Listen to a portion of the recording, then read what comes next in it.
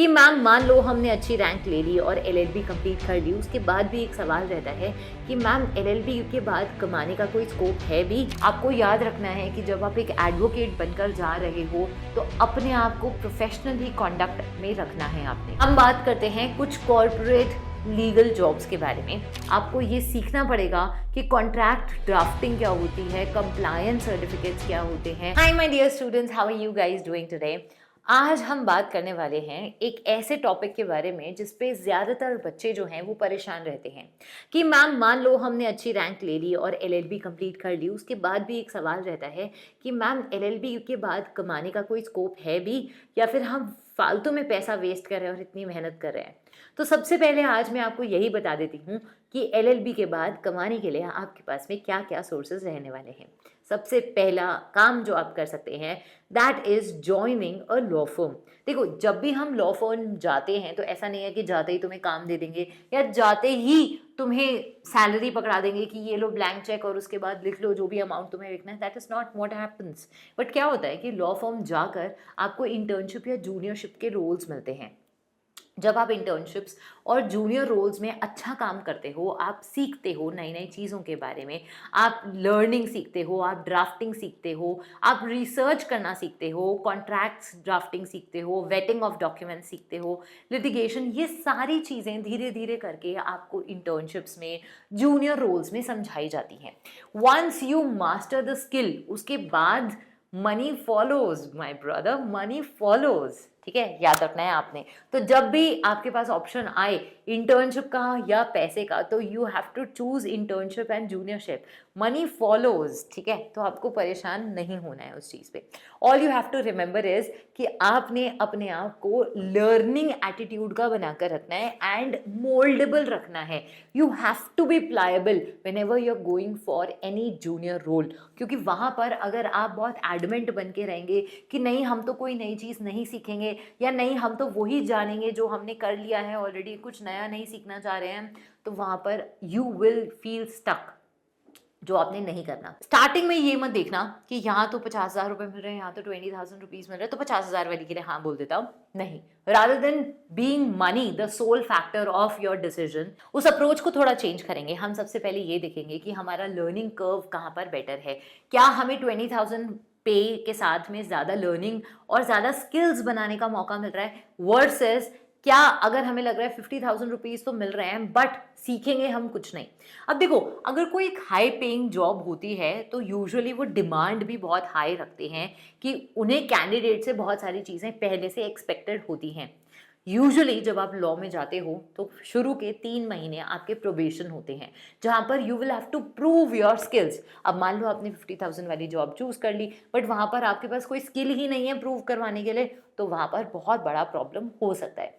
Rather than falling down this slope, आपके लिए better रहेगा कि थोड़ी कम पे वाली जॉब चूज करो बट चूज अ प्लेस जहाँ पे आपको स्किल बनाने का मौका मिले।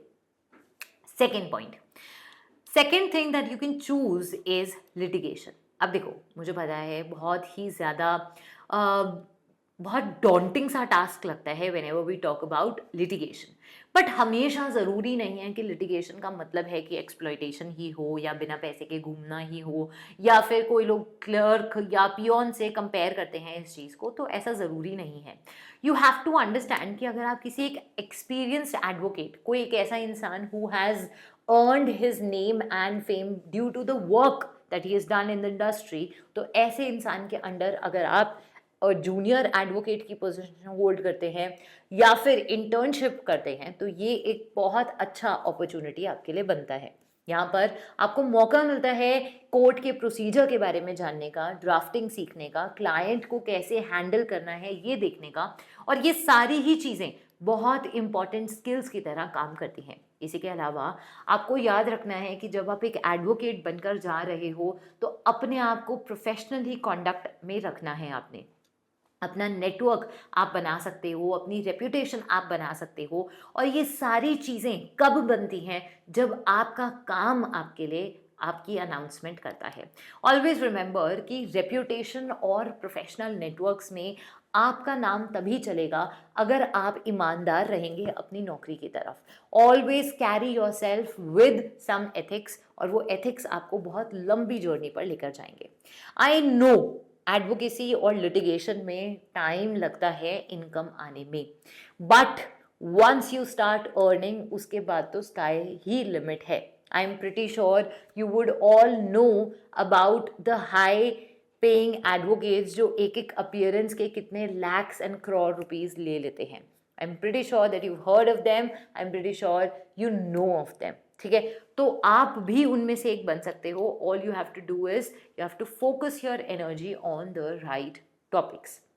उसके बाद हम बात करते हैं कुछ कॉर्पोरेट लीगल जॉब्स के बारे में। थोड़ा सा एक्सपीरियंस और स्किल जब आपकी बन जाएगी उसके बाद आप ऐसी companies, banks, insurance companies, startups, इन सब में आप जा सकते हो। इन हाउस काउंसिल्स बन सकते हो, परमानेंट आप रिटेंशन ले सकते हो यहाँ पर। और रिटेनर जब आप साइन करते हो तो सिर्फ साइनिंग ऑफ द रिटेनर्स पे आपको बहुत ज़्यादा अच्छा अमाउंट मिलता है। यहाँ पे पैनल्स होते हैं, गवर्नमेंट पैनल्स होते हैं जो आप अपने लिए अप्लाई कर सकते हो, but this requires prior skill.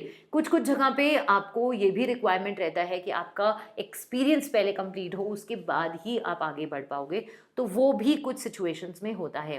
इसके अलावा आपको ये सीखना पड़ेगा कि कॉन्ट्रैक्ट ड्राफ्टिंग क्या होती है, कंप्लायंस सर्टिफिकेट्स क्या होते हैं, या फिर हम बैकग्राउंड वेरिफिकेशंस कैसे करते हैं, और यहाँ पर रिसर्च स्किल्स बहुत ज़्यादा काम करते हैं।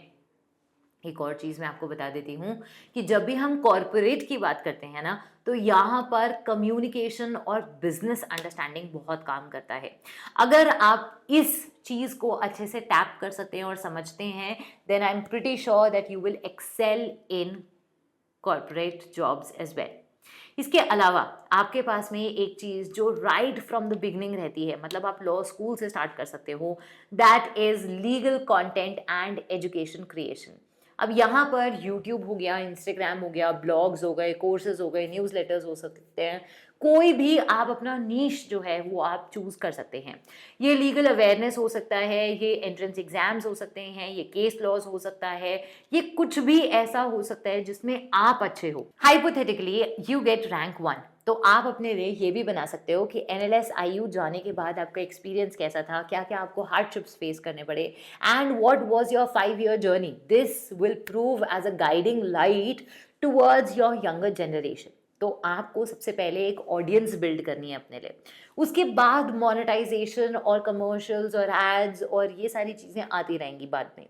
ये स्पॉन्सर्स वगैरह के लिए अगर स्टार्टिंग से भागोगे तो शायद वो नीश बिल्ड नहीं हो पाएगी, अपनी ऑडियंस बिल्ड नहीं हो पाएगी, और उसके बिना फिर तो ये जर्नी जो है वो अधूरी ही रह जाएगी।